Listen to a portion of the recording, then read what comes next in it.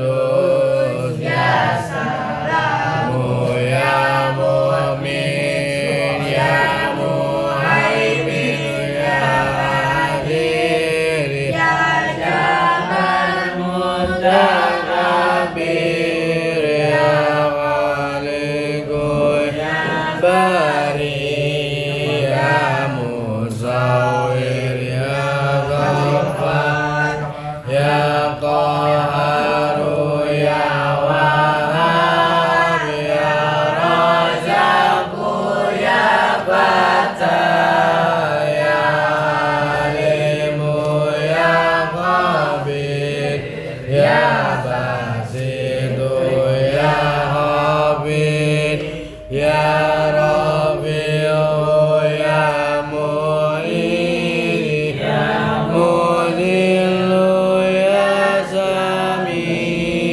ya Basir ya Hakam ya Adalu ya Latif ya Khabiru ya Halim ya Halimu ya Ghafur ya Syakuru ya Ali ya Kabiru ya Habib ya Muqitu ya Hasib ya Jalilu ya Karim ya Raqibu ya Mujib ya Wasi'u ya Hakim ya Wadud ya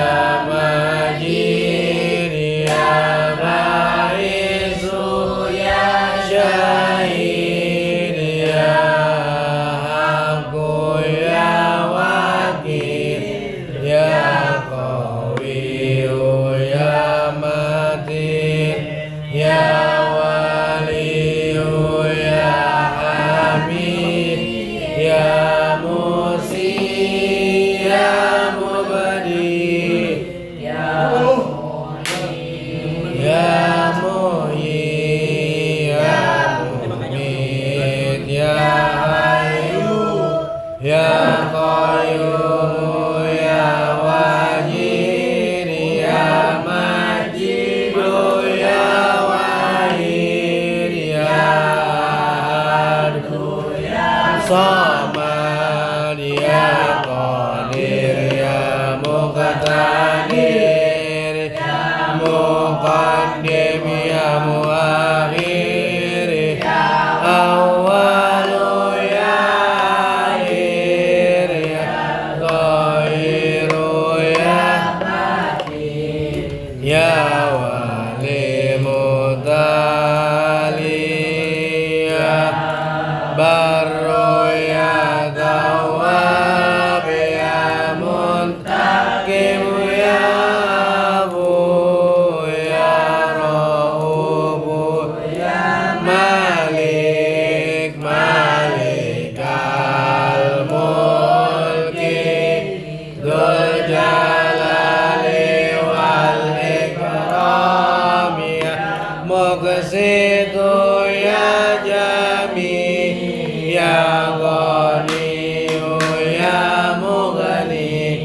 ya Mahdimu ya Dhar ya Nabi'u ya Nur ya Hadi ya Badi ya Baqi ya Waris ya Rasyid ya Sabur azza wa jalla zikra bi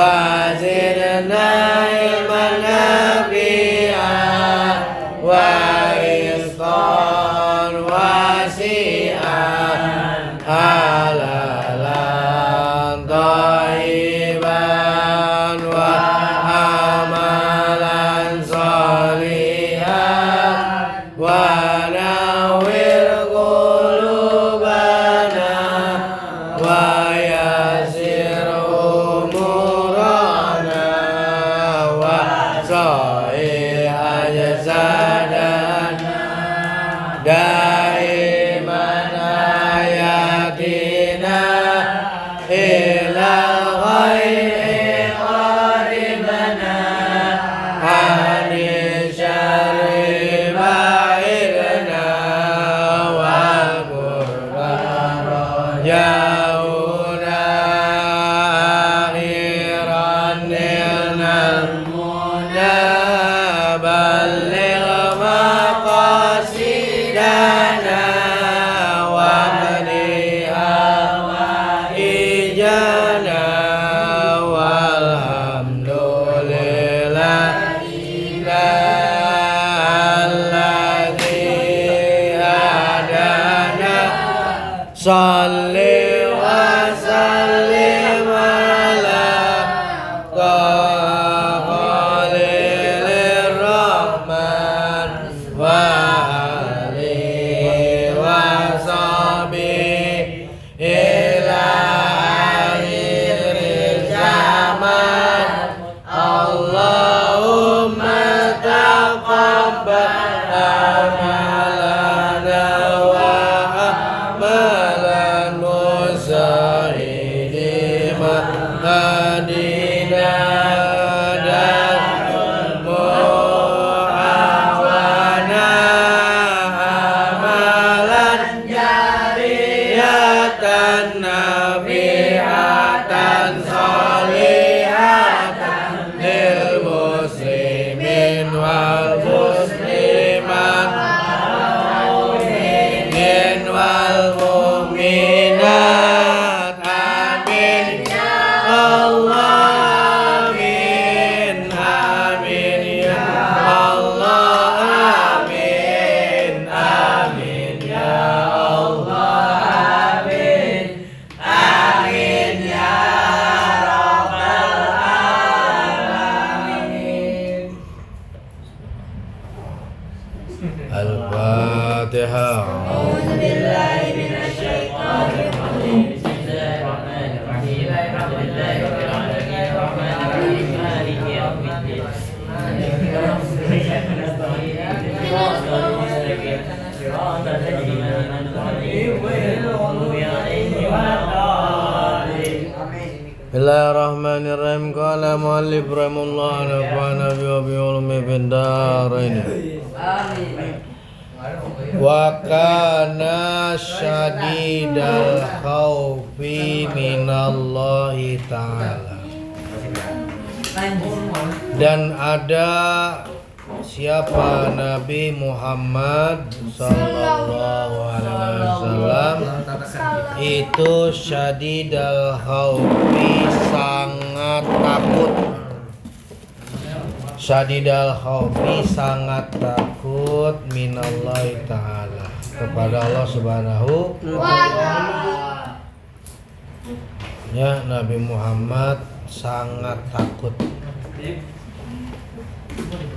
Makanya ada bahasa apa di dalam Al-Quran dijelaskan innama yakhsyallaha min ibadihil ulama.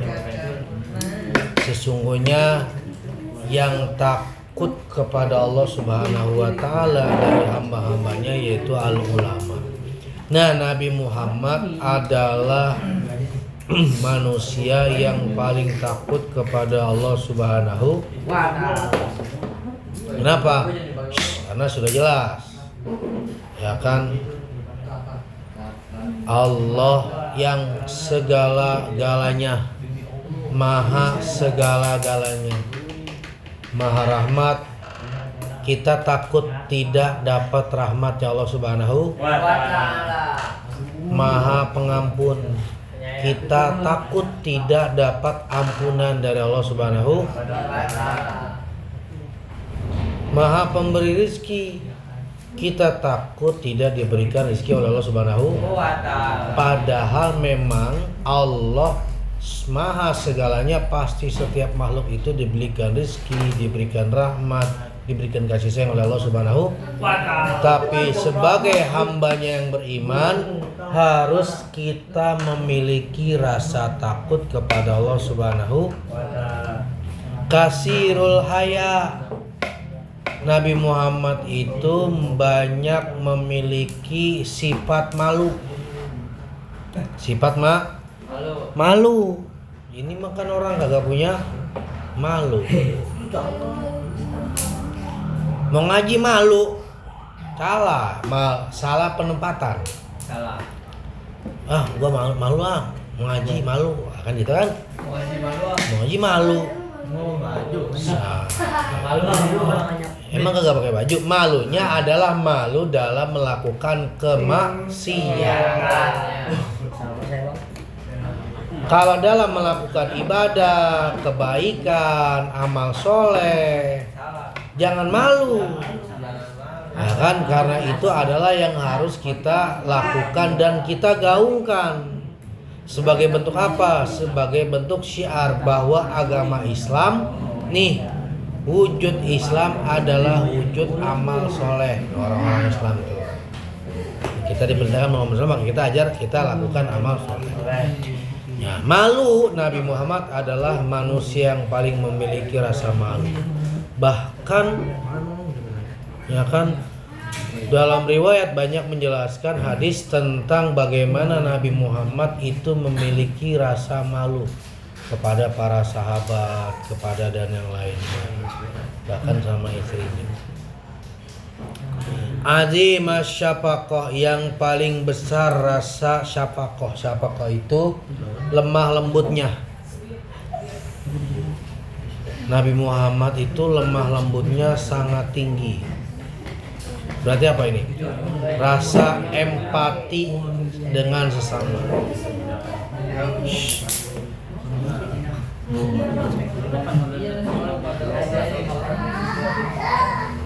Warahmati, dan kasih sayang.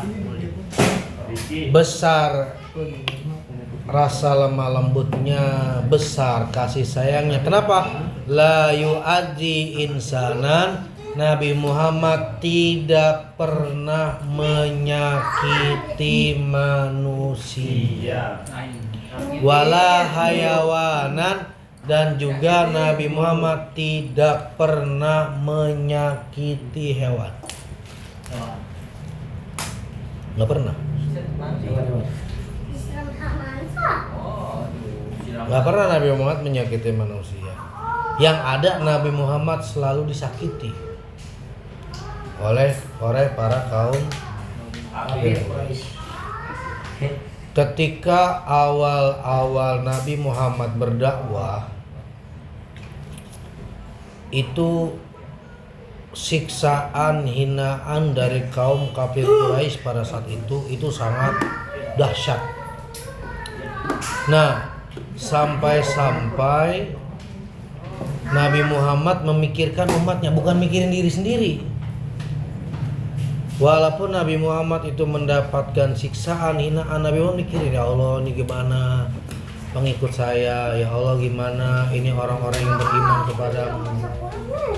Nah, Nabi Muhammad mikir, akhirnya apa? Hijrah pertama kali kemana? Hah? Kemana? Ke Mesir sini. Yastrib. Mana? Hijrah pertama kali kemana? Hijrah pertama kali ke Hah? kota Madinah. Hah? Masjidil Aqsa. Sebelum ke Madinah, Nabi sudah memerintahkan kaum muslimin pada waktu itu yang jumlahnya masih dikit, itu hijrah kemana? Ayo, Ke Mekah. Ke Mesir. Inisial Ki. bukan, kemana? Yaman. Tanah suci. Yaman, Jakarta. Coba lihat di Tangerang. Ada yang tahu nggak? Coba di Google. Ibu kotanya apa, Bang? Hah? Ibu kotanya Manchester.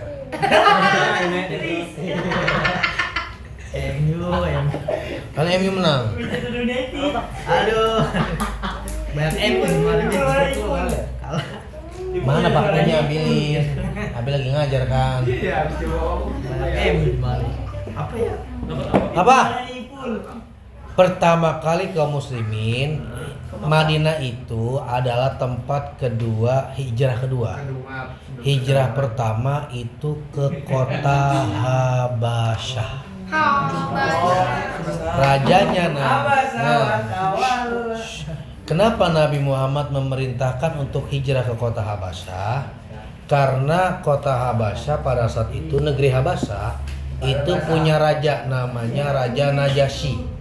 Habasyah itu wilayahnya wilayah Afrika. Jauh juga ya. Nah, rajanya Raja Najasyi terkenal raja yang bijaksana, bijaksini. Baik hati. Kalau udah ada orang datang ke kota Habasyah kemudian minta perlindungan, mau siapapun dia itu pasti dilindungi, dijaga oleh Raja Najasyi. Nah, akhirnya karena pada saat itu siksaan dari kaum kafir Quraisy itu sangat gencar dan juga banyak kaum muslimin yang saat itu banyak disiksa, akhirnya Nabi Muhammad memerintahkan para kaum muslimin untuk pergi hijrah. Pada saat itu yang berangkat hijrah itu sekitar 80 lebih orang dari berbagai kaum. Salah satunya Sayyidina Utsman bin Affan dan yang lainnya. Nah, berangkatlah Nabi Muhammad, para sahabat. Nabi Muhammad nggak ke sana. Yang berangkat itu para sahabat. Nah, sampai sana karena memang sudah terkenal rajanya Raja Najasyi itu orang yang baik, itu kaum muslimin itu dikasih tempat yang bagus, dikasih tempat berlindung, walaupun pada saat itu dia itu belum masuk Islam. Nah, setelah itu dengarlah orang-orang kaum kafir Quraisy nih. Kafir Quraisy dengar, waduh, dia enak-enakan di sono, dikasih tempat apartemen, kalau bahasa kita nih, dikasih tempat yang bagus oleh raja, dikasih makanan enak, ya kan? Akhirnya kaum kafir Quraisy pada saat itu ngutus 2 orang untuk berdiplomasi, apa bahasanya, negosiasi sama Raja Najasyi. Pada situ yang diutus adalah Abdullah bin Rabi'ah. Abdullah bin Rabi'ah sama Amr bin As. Sebelum Amr bin As itu masuk Islam. Amr bin As itu adalah orang yang ahli diplomasi. Ahli diplomasi kalau sekarang itu berarti dia, kalau ahli diplomasi disebut diplomat. Namanya kalau sekarang itu Menteri Luar Negeri ya. Urusan luar itu kerjaannya diplomasi. Diutuslah tuh 2 kaum Quraisy itu, Amr bin As sama Abdullah bin Rabi'ah. Datanglah ke sana. Nah, sebelum nyampe ke Raja Najasyi, karena ini urusan negara, urusan politik, dia bawa banyak kulit unta, kulit kambing, itu banyak tuh. Amr bin As buat nyogok para pendeta di wilayah Habasyah. Jadi sebelum ketemu Raja Najasyi itu pendeta-pendeta dikumpulin, kalau bahasa kita mah kiai-kiainya lah. Kiai-kiainya dibagiin sarung. BHS yang masterpiece. Masterpiece itu BHS di atas 2 juta sampai 5 juta. Yang masterpiece sarung doang itu. Sarung doang. Beli apa itu, Bi? Ya. Itu BHS yang keren tuh. Itu kiai gede. Nah, itu pendeta-pendetanya dibagiin sarung kalau kita tuh. Dibagiin kulit terbaik. Nah, dibagiin semua, dibilangin sama utusan dari kaum kafir Quraisy. Hey, nanti Tahu nggak itu orang-orang Mekah yang datang ke sini? Mereka itu orang bego. Kata siapa nih? Orang kafir Quraisy. Dia itu orang bego, orang goblok. Lu nggak perlu terima. Kenapa? Dia di kampungnya dia itu ninggalin agama leluhur kita. Agama leluhur kita meninggalkan berhala, ya kan? Kemudian mereka akhirnya memutus hubungan kepada saudaranya, ya kan? Oh iya ya. Nanti kalau saya ngomong sama Raja Najasyi, kata dia nih, bantuin saya ngomong ke Kiai. Kalau dia mau ngadep presiden, ntar kamu bantuin saya. Siap, kata dia gitu. Karena udah disogok. Nyampelah ini utusan kaum kafir Quraisy, Amr bin As sama Abdullah bin Rabi'ah menuju ke raja. Raja Najasyi adalah orang yang bijaksana. Amr bin As, utusan kaum Quraisy pada saat itu sebelum masuk Islam, dia ngomong sama, wahai Tuan Raja, Anda adalah raja yang bijaksana. Mana mungkin Anda menerima orang-orang yang bodoh, orang-orang yang mereka menghina leluhur kita, yang mereka ini menyembah agama yang baru kita tidak tahu dari mana juntrungannya, ya kan? Kata Raja Najasyi, Raja Habas Rasulullah, oke saya terima, tapi mohon maaf, saya nggak bisa menerima sesuatu dari satu pihak. Nah, saya baru mendengar dari Anda. Saya ingin mendengar penjelasan dari mereka. Kenapa mereka bisa pindah ke sini dan agama apa yang mereka bawa dan ajarannya seperti apa? Ya kan? Akhir dipanggil kaum muslimin. Tuh. Pada saat itu yang jadi juru bicara adalah saudaranya Ali bin Abi Thalib. Namanya Ja'far bin Abi Thalib. Nah, Ali bin Abi Thalib itu saudara namanya Ja'far bin Abi Thalib. Sayyidina Ja'far bin Abi Thalib ini salah satu sahabat yang bicaranya juga pintar. Kita ngomong. Akhirnya apa? Dipanggil. Mewakilin para kaum muslim masa itu dijawab. Wahai, tadi saya udah mendengar dari pihak Quraisy bahwa kamu adalah orang yang begini bodoh, mengikuti ajaran agama yang baru, kemudian gini-gini. Saya ingin mendengar penjelasan kamu tentang agama yang mereka bilang agama baru, ajarannya seperti apa, ya kan? Kemudian mengapa kamu hijrah? Mengapa kamu minta perlindungan kepada saya?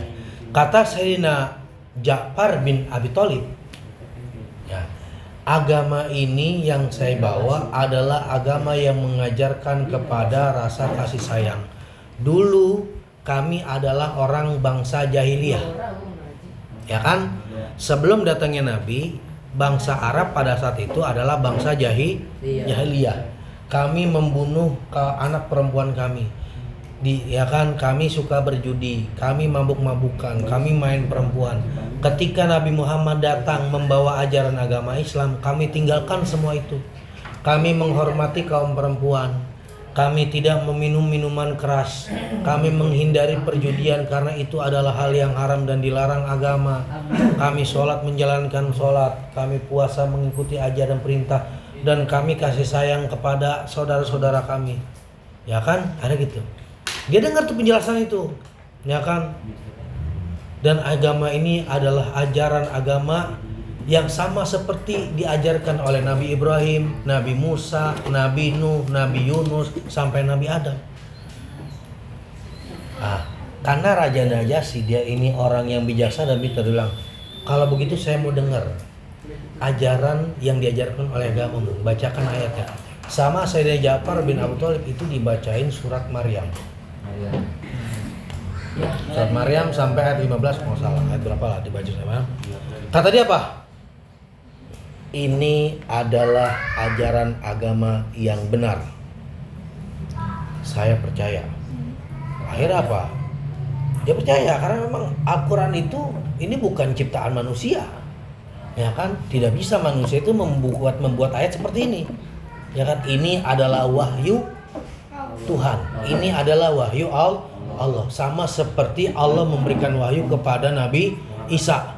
Sama seperti Allah memberikan wahyu kepada Nabi Musa. Sama seperti Allah memberikan wahyu kepada Nabi Daud dan nabi-nabi lain yang mendapatkan wahyu. Kenapa? Wahyu pasti adalah mentauhidkan Allah Subhanahu wa taala. Akhirnya apa? Setelah itu para kaum muslimin mendapatkan penjagaan dan juga keamanan dari Habasyah. Dan utusan-utusan kaum kafir Quraisy itu diusir. Singkat cerita, Raja Najasyi masuk Islam beserta para pendetanya. Dan dia itu yang menjadi banyak perdebatan. Dia hidup pada zaman Nabi, beriman kepada Nabi, tapi tidak pernah bertemu dengan Nabi. Karena nanti ada dalam ilmu hadis ada sahabat, ya kan? Sahabat itu adalah orang yang hidup pada zaman Nabi, beriman kepada Nabi dan juga bertemu dengan Nabi. Intinya itu bertemu. Tapi Raja Najasyi dia itu hidup sejaman dengan Nabi, beriman kepada Nabi tapi tidak pernah bertemu dengan Nabi. Itu salah satu nanti ketika beliau wafat itu Nabi Muhammad melakukan sholat gaib. Nah ini apa Nabi Muhammad adalah sekalipun beliau itu sering mendapatkan siksaan, hinaan, tapi tidak pernah membalas hinaan atau siksaan dari orang lain. Akhirnya tuh beliau tuh hanya memikirkan umatnya, nggak mikirin diri sendiri. Wa yarhamul fuqara, dan Nabi Muhammad kasih sayang kepada para fuqara wal masakin dan orang-orang wa yatasaddaqu alaihim katsirun, dan Nabi Muhammad selalu bersedekah kepada mereka. Yang Nabi Muhammad miliki Nabi sedekahkan kepada kaum fakir miskin.